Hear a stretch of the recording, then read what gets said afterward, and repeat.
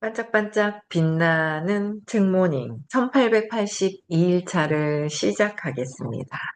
네, 1882일차입니다. 네, 오늘 59페이지예요. 네, 위에서 10번째 줄인가요? 11번째 줄. 네, 볼게요. 네, 사물은 절대 한 면만으로 이루어져 있지 않아.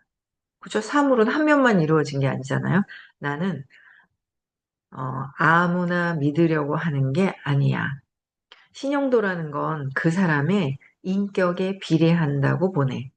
가혹한 현실이지만 신뢰하는 사람, 신뢰받는 사람은 언제나 동일한 계층에 있어. 같은 의미로 속이는 사람, 속는 사람도 마찬가지야. 자네는 뭐를 근거로 사람을 만나? 아직 내 이야기를 믿지 못하더라도 이것만은 기억해주게. 자네가 상대를 믿지 않으면 상대도 자네를 믿지 않아. 신용이 돈으로 바뀌면 믿어주는 상대가 있는 것만으로도 재산이 되지. 나는 지난날을 돌아보았다. 실패를 거듭한 지금 내 신용도는 노인의 말대로 바닥일 것이다. 1년 전만 해도 나를 믿어주는 친구들이 있었지만 나는 그들을 배신했다. 지난 1년간 온갖 곳에서 돈을 빌리고 더는 빌릴 곳이 없어지자 나는 친구들에게도 손을 뻗었다. 그들은 두말 없이 돈을 빌려주었지만 지금은 들려줄 가망이 없어. 그들을 볼 면목이 없다.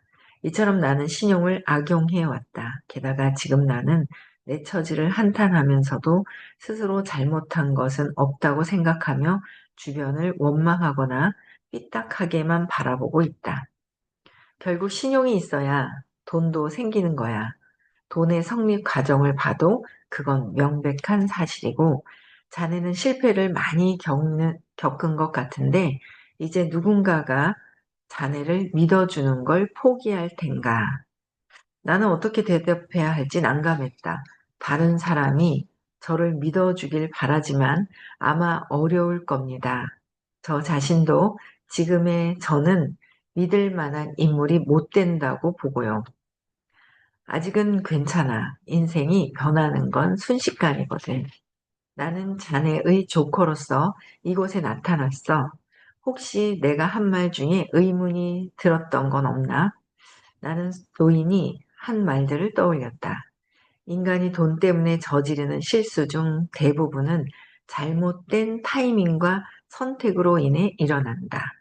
사람마다 다룰 수 있는 돈의 크기가 다르다. 돈을 다루는 능력은 많이 다뤄봐야만 향상된다. 돈은 그 사람을 비추는 거울이다. 돈은 신용이 모습을 바꾼 것이다. 이 모든 말들은 나를 괴롭게 만들었다. 하지만 나는 지금, 하지만 지금 나한테 딱히 도움이 될 만한 것은 없어 보인다. 애당초 빚더미에 앉은 남자가 뭘 할 수 있겠는가. 친구들도 이런 나를 더 이상은 믿어주지 않을 것이다. 나는 내가 잃은 것들이 얼마나 큰 것인지 생각하며 머리를 싸맸다. 내가 기댈 수 있는 사람은 이제 가족뿐이다. 그러나 빚은 아무리 시간이 오래 걸려도 나 혼자서 꾸준히 갚아가야 한다. 그 기나긴 여정을 생각하면 머리가 아찔하다. 아니요, 모두 이해했습니다. 아까 부자는 약속을 반드시 지킨다고 했는데 사실 나는 자네를 구원하러 왔다네. 저를 구원한다고요? 그렇다면 빚을 대신 갚아 주십시오. 하하. 그건 무리겠지요. 내가 가볍게 던진 말에 노인의 낯빛이 순간 어두워졌다. 그의 얼굴에서 조금 전까지 보았던 온화한 표정은 사라지고 없었다. 자네는 내 말을 믿지 않나 보군. 당연히 그럴 수밖에요. 느닷없이 낯선 사람이 나타나서 왜 저를 돕겠습니까? 믿으라고 하시는 게 더 무리입니다. 내가 현금 3억 원이 든 가방을 갖고 있다면 믿을 텐가? 죄송합니다. 제 말이 언짢으셨다면 사과드립니다. 저도 어르신 말씀을 전혀 못 믿는 건 설령 내가 지금 자네에게 현금 3억 원을 줬다고 해보게. 그걸 자네는 어떻게 쓸 텐가? 분명 먼저 빚을 갚겠지? 하지만 그게 끝이 아니야. 어차피 똑같은 실패를 되풀이하게 되거든. 돈에 농락당하는 수많은 사람들이 걷는 길이지. 아닙니다. 분명 다시 한 번 기회가 오면 뭔가 이 노인 앞에서 나는 큰 소리를 칠 용기가 없었다. 솔직히 과거로 돌아가서 다시 시작한다 해도 결과는 마찬가지일 것 같다. 어르신, 아니, 조커님이라고 부르면 됩니까? 그러면 지금부터 제 이야기를 들어주시지 않겠습니까? 제가 왜 지금 여기서 이렇게 방하고 있는지 조커님께 속 시원히 털어놓고 싶습니다. 광장 주변에서는 백화점의 장식용 전등이 반짝였다. 하늘은 이미 캄캄해졌지만 그 불빛이 우리 두 사람을 밝게 비추고 있었다. 아직 이 노인의 정체를 제대로 알지는 못하지만 나는 지난 3년간 있었던 일을 털어놓기로 결심했다. 그러자 이상하게도 더 이상 추위가 느껴지지 않았다. 네, 그 다음에는 리스크, 신용에 대한 얘기를 했고요. 네, 리스크, 부자는 돈이 줄어드는 것을 두려워할까? 부자들은 돈이 주는 것을 두려워할까? 오후 7시, 조금 전까지만 해도 간간히 보였던 아이들이 사라지고 어느새 주변은 퇴근하는 직장인들과 데이트를 즐기는 연인들로 넘쳐났다. 그러나 마치 떠들썩한 도시 속의 에어포켓에 들어온 것처럼 우리 두 사람 사이에는 주위와는 전혀 다른 시간이 흐르고 있었다. 저는 원래 지방은행에 다니는 은행원으로 심사과 업무를 보았습니다. 고객들이 가지고 오는 사업 계획서나 결산서를 보고 은행에서 얼마나 융자가 가능한지, 그리고 융자를 거절할지 말지를 심사하는 부서입니다. 오호, 아주 훌륭한 곳에 있었구먼. 하하, 이름은 그렇죠. 거의 온종일 얼굴이 새파랗게 질려서 찾아오는 소규모 공장의 사장들을 상대했습니다. 그들은 팔리지도 않는 재고를 끌어안고 이러지도 저러지도 못한 채 저희를 찾아와서는 울며 불며 매달렸죠. 그걸 처리하는 게 제 일이었고요. 그런데 그들 대부분은 생각이 있는 건지 없는 건지 회사가 벼랑 끝에 있는데도 은행에 벤츠를 타고 오는 겁니다. 물론 경기가 좋을 때 산 것이겠지만요. 그래도 여전히 잘 나가던 시절에 머물러 호우적거리면서 돈을 빌려달라고 하는 꼴이라니. 아무튼 그들은 돈을 어떻게 쓸지 전혀 모르고 있었습니다. 돈을 어떻게 쓸지 전혀 몰랐다고? 네, 사실 저희 은행 내에서도 회수하러 다니는 사람들이 더 곤란했을 겁니다. 그 사람들한테 욕을 많이 먹었거든요. 왜 이런 안건을 받아줬냐는 거죠. 그러나 단제, 빌린 돈을 모두 다 갚는 것을 못하게 되어서 회수가 불가능해진 안건에 대해서는 담당자는 물론 심사학과도 책임을 져야 했습니다. 그러다 보니 처음에는 사업계획서를 꼼꼼히 읽고 융자 심사를 했는데 점점 담보 물건과 연대 보증인 부분만 보게 되더군요. 선배들도 그렇게 했고요. 결국 은행이란 곳은 사업자에게 돈을 빌려줘서 금리를 받지 못하면 장사가 안 되니까요. 점차 업무 내용이나 장래성을 세심하게 고려하기보다 담보 가치를 보고 거기에 맞는 금액을 빌려주기만 하는 단순 작업이 되어 갔습니다. 사실 회수를 생각하면 그게 가장 합리적이었죠. 그런데 그렇게 일을 하다 보니 보람 같은 건 순식간에 사라져 버리더군요. 혹시 예대율이라고 아십니까? 고객의 돈을 얼마나 맡아서 사업자에게 얼마나 빌려주느냐를 보여주는 비율인데 저희 은행 예대율은 50%였습니다. 즉 금융상품을 팔아서 절반밖에 빌려주지 않았던 거죠. 다시 말해 맡은 돈을 사업자에게 빌려주지 않고 부지런히 국채를 매입해서 나라의 빚을 늘리는 데 보태고 있었던 겁니다. 저희는 회수를 못하게 될까봐 두려워서 아예 장래성이 있더라도 담보 물건이나 보증금을 갖추지 못하면 융자를 거절했습니다. 은행 업무는 본래 세상에 도움이 되는 일이지, 이를테면 주유소 같다고나 할까? 은행은 기름이 떨어지려는 기업에 기름을 주입해서 달리게 만들어 주유소와 다른 점은 가득 채운다고 꼭 좋은 건 아니라는 거야. 너무 많거나 적어도 안 돼. 엔진 회전수가 최상이 되게끔 주의를 기울이면서 주유해야 하거든. 게다가 운전을 처음 시작하는 초보 운전자의 차나 고장날 것 같은 차의 경우에는 주유할 때 더더욱 주의가 필요하지. 따라서 자네는 그 운전자가 사고를 내지 않게 자동차에 잘못된 건 없는지 판단하는 자동차 정비사 같은 역할을 한 거라네. 나는 은행 업무를 주유소의 일에 비유한 노인의 말에 괜스레 웃음이 났다. 그런데 자네는 왜 은행에 들어갔나? 월급을 많이 준다고 생각했거든요. 어릴 때 저희 집은 경제적으로 여유가 별로 없었습니다. 대학도 장학금을 못 받으면 다니기 힘들었고요.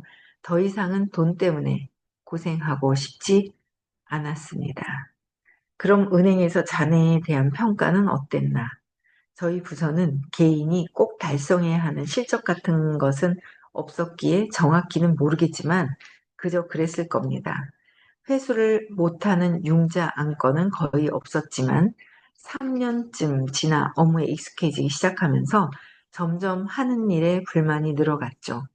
일하면서 보내는 시간이 아주 시시하게 느껴졌거든요. 저는 학창 시절부터 착실하게 공부를 해서 성적을 올리는 타입이었습니다. 그래서 은행원 일이 적성에 맞았는지도 모르지만 뭔가 석연찮은 구석이 있었습니다.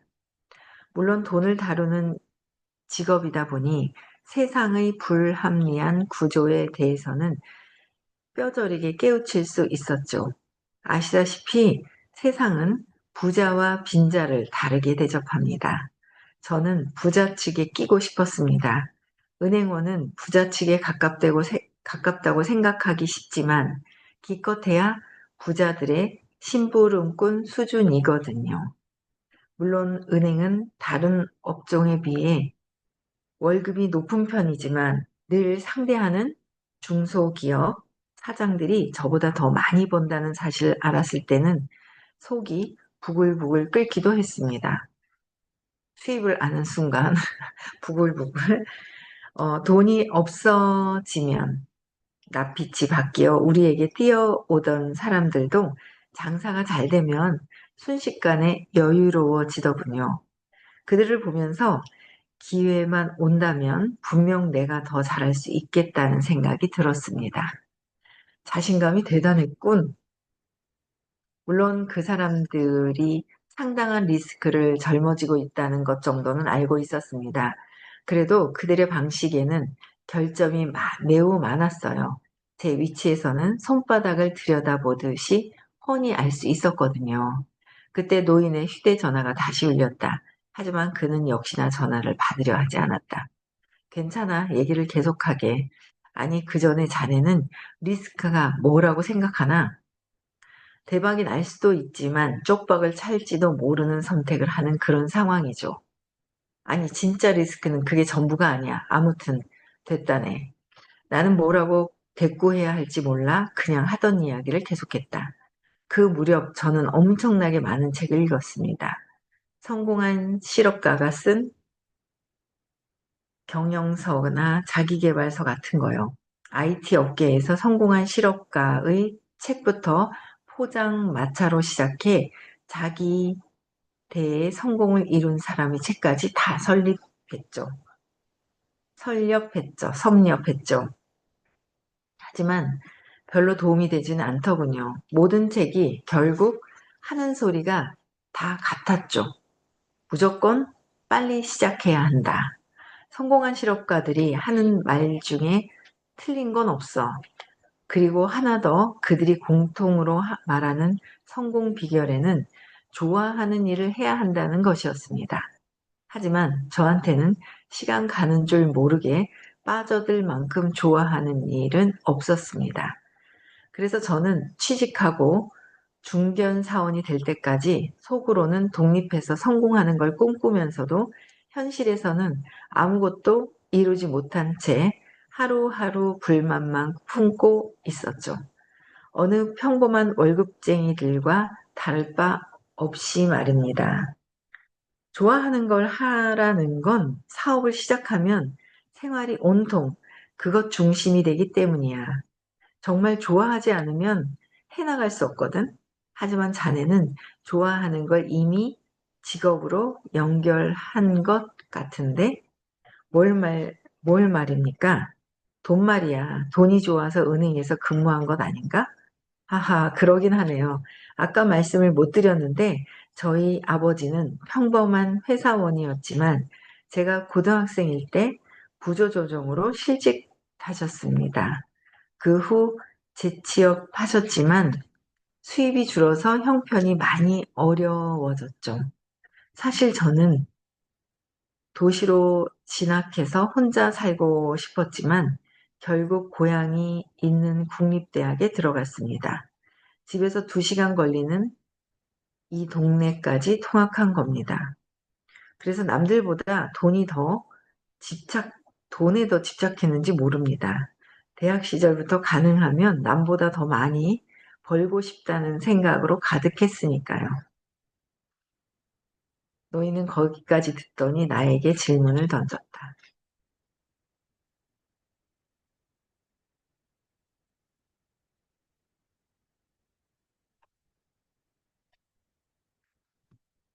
신기하네요.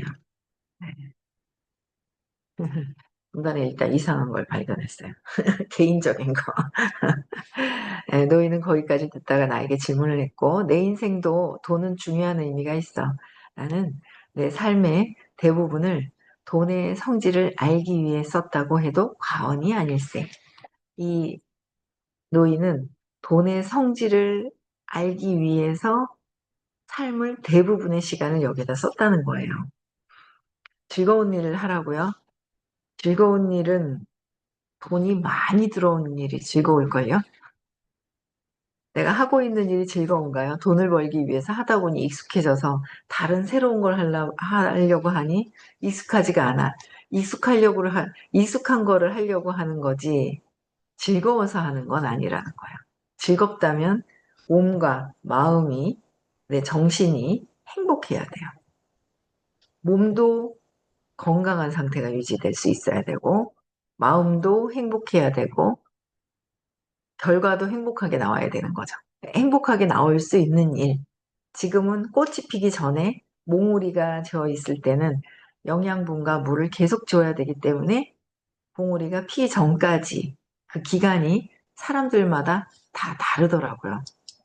다 달라요. 사람들마다. 그런 것들을 이제 알겠더라고요. 이 삶이랑 우주의 원리와 자연의 원리가 똑같다는 거예요. 또 볼게요. 아까 하려던 말인데 사물에는 2가지 면이 있다는 걸 꼭 기억하게. 모든 것에 해당하는 말이지. 물론 돈이라고 해서 예외는 아니야. 안과 박, 에이스와 조커, 사람들은 한 면만 고려하는 경향이 강하지만 이처럼 그 이면에는 반대되는 요소도 있기 마련이지. 반대되는 요소도 있다는 거예요. 이면에는. 그래서 좋아하는 걸 하려는 거, 사업을 시작하면 생활에 온통 그것이 중심이 되기 때문에 내 생활의 중심이 될 수 있는 것. 좋은 얘기 해주셨어요. 71페이지에 보면. 좋아하는 것. 그쵸? 돈을 많이 벌 수 있고, 봉사도 할 수 있는 거. 저는 몸봉사보다는 물질봉사를 더 하는 게 좋을 것 같아요. 몸은 한계가 있어요. 몸봉사, 몸을 쓰는 건 한계가 있고, 그래서 물질봉사, 돈을 많이 벌어서 많이 기부하는 거. 그쵸? 그런 쪽으로. 그래서 생활에 온통 그것이 중심이 되기 때문에 나의 생활과 일치하느냐, 그거죠. 저는 참 잘 선택한 것 같아요. 25년 전에. 나의 생활이 먹고 쓰고 예뻐지는 거죠. 아침에 오늘 살짝 그 라이브 방송을 켰더니 어떤 분이 어떻게 그렇게 피부가 좋으세요? 그러시는 거야. 맨날 이러고 있어요. 매일 하잖아요. 매일 해요. 그 팩을 매일 하거든요. 하루도 안 빠진 적이 없어요. 매일 해요. 그러니까 이제 내 생활에 그 생활 속에 중심이 되는 거죠. 그러면서 그냥 즐겁게 하는 거예요.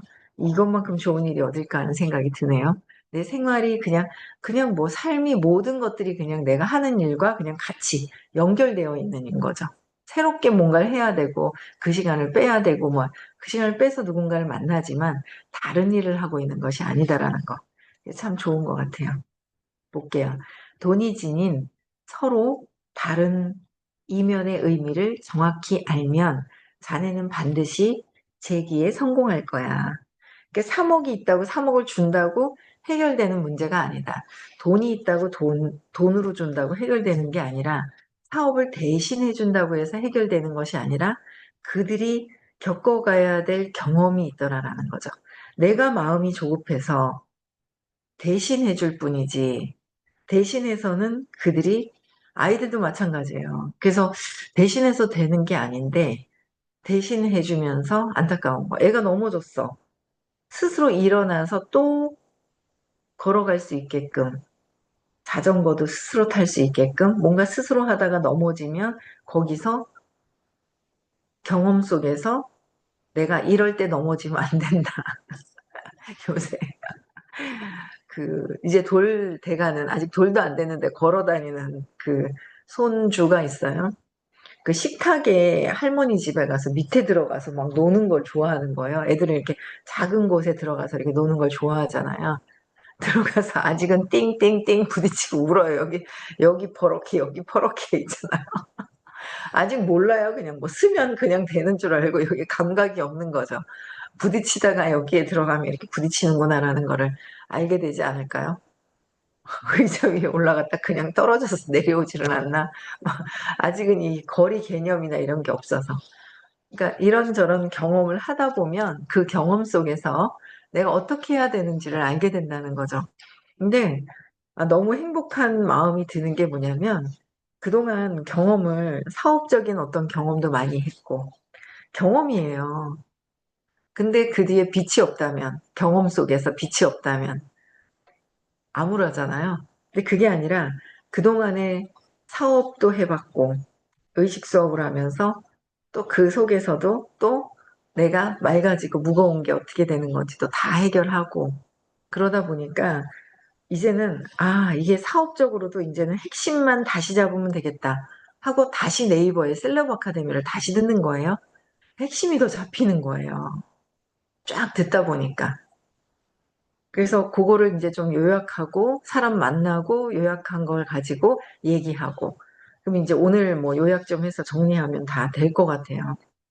그래서 뭔가 그동안의 경험이 그 경험이 버려지는 경험이 아니라 내가 엄청나게 성장할 수 있는 그 기반이 된다라는 거. 그쵸? 그래서 돈이 그 모든 것들을 해결하는 것이 아니라 돈을 통해서 경험한 것을 가지고 어떻게 다시 전환을 시킬 수 있는지 그걸 봐야 된다는 거죠. 그래서 신념을 바꿔야 이 사업에 대한 것도 눈이 띄어져요. 신념을 바꾸지 않으면 자꾸 몸을 쓰는 일을 하려고 하죠. 몸을 쓰는 일. 몸에서 벗어나야 되는데, 그쵸? 정신이 더 맑아지고 무한대에 할 수 있는 걸 하면 수입도 무한대로 들어올 수 있는 것이 눈에 보여요. 근데 몸은 24시간 안에서 움직일 수 있는 게 한계를 잇듯이 돈도 한계점을 맞이하게 되는 거죠. 그래서 그 이상의 정신적으로 무한대로 펼쳐질 수 있는 일을 하는 게 굉장히 중요하다는 거예요. 그렇죠? 네. 돈이 지닌 다른 이면의 의미를 정확히 알면 자네는 반드시 재기에 성공할 거야. 그랬어요. 그렇죠? 자네 아버지는 불행히도 실직하셨어. 아버지 유전적인 신념하고도 정서적인 것도 벌써 이미 그죠? 아버지가 실직했고 그로 인해 자네는 돈에 대해 진지하게 생각하게 됐고 돈에 대해 생각하는 걸 결코 나쁜 건 아니야. 그렇다면 다시 묻겠네. 부자가 생각하는 진짜 리스크는 뭐라고 보는가? 뭘까요? 돈을 잃는 걸까요? 아니, 오히려 그 반대야. 부자가 두려워하는 건 돈이 늘지 않는 리스크라네. 성공한 사람들이 하는 말은 언제나 똑같아. 무조건 해라. 좋아하는 걸 해라. 이건 하나의 진실이지. 하지만 이 말은 사물의 한 면만을 말하고 있어. 사물의 한 면만을 보고 무조건 해라. 좋아하는 걸 해라. 한 면만 보고 하는 것이다. 나하고 익숙한 것을 해라. 여태까지 익숙했던 거는 나의 신념에 의해서 한계를 갖고 있는 것이었다. 근데 그게 아니라 내가 정신세계를 확장시키고 의식을 확장시켜서 수입도 확장돼서 무한으로 들어올 수 있는 어마어마한 거죠. 하나하나 챗GPT한테 물어보면서 공부하니까 너무 신기하고 몰랐던 거를 알게 되니까 너무 막 감동이 되는 거 있죠. 모르는 거를 하나하나 누구한테 물어보기 좀 창피한 그런 것들 있잖아요. 그런 것들 챗GPT한테 다 물어봐요. 하나하나 다 알려줘요. 얘 너무 좋아요. 아우, 넌 그것도 모르니 이런 얘기를 안 하잖아요. 감정적으로도 감정을 안 넣고 촥 이렇게 얘기를 해주잖아요. 너무 좋은 것 같아요. 챗GPT랑 노는 게 진짜 좋아요. 그래서 어, 스스로 부를 일군 부자들은 한 가지 공통된 사고를 하고 있다네. 인생은 영원하지 않아. 그리고 인생에서 행운이란 건 손에 꼽힐 정도로만 온다. 그죠? 따라서 한정된 기회를 자기의 것으로 만들려면 배틀을 많이 휘둘러야 해. 물론 때로는 크게 헛스윙을 할 때도 있을 거야. 많은 사람은 바로 이 헛스윙이 무서워서 가만히 있지. 헛스윙을 하는 게 무서워서 가만히 있는데요. 하지만 성공하는 사람들은 배트를 많이 휘둘러야 볼을 맞힐 수 있다는 걸 본능적으로 알아. 많이 휘둘러봐야 감각이 살아난다는 거죠. 배트를 휘두르면 경험이 되고 마침내 홈런을 치는 방법을 익히면 행운을 얻으며 홈런을 날린다는 거예요. 그게 바로 그들의 공통된 생각이야. 어떻게 해요? 많은 경험을 한다는 거죠. 지금도 많은 경험을 해야 되는데 우리는 두려워서 경험을 안 하려고 해요. 그 한번 해놓고 그게 홈런이기를 바래요. 그게 가난한 사람들, 한정된 사고를 갖고 있는 사람들의 정신세계인 거죠. 경험을 많이 하는 거. 두려워서, 그쵸? 못하고 있지는 않나 하는 거예요. 예를 들면은 내일 읽어드릴게요. 31분이네요. 그쵸? 네, 오늘 여기까지 하고요. 내일 화요일 날 의식 수업을 하는데 내 의식과 생각, 정신이 확장이 되어야 돼요. 확장을 시켜야 되는 거죠. 그러려면 내 어릴 때의 신념, 내가 믿고 있는 그 확장되는 거는 나의 믿음이 확장이 되어야 된다는 거죠. 나의 믿음은 한계가 있어요. 그래서 그 믿음을 확장시키는 거, 정신세계를 확장시키는 그런 의식 수업이 있습니다. 많이들 또 참석하셔서 들으셨으면 좋겠고요. 네, 화요일 날 내일 부산, 토요일은 서울 수업이 있고요. 9월 6일, 7일, 11월이죠, 지금. 얼마 안 남았어요. 네, 그래서 많이들 시크릿도 같이 하시면 내가 원하는 걸 상상하는 거예요. 상상이 안 돼요. 그건 아직 나를 못 믿어서 그렇잖아요. 근데 상상을 어떻게 하면 되는지에 대한 방법도 배우면서 하시면 진짜 너무 좋죠? 내 인생의 삶이 사주팔자가 바뀌는 수업입니다. 내가 타고난 가지고 온 사주팔자를 뒤엎어버리는 수업이 의식 수업입니다. 많이들 참석하셨으면 좋겠고요. 네, 끝나고 명상 있습니다. 명상도 많이 하시고요. 네, 인사하고 마치겠습니다. 음성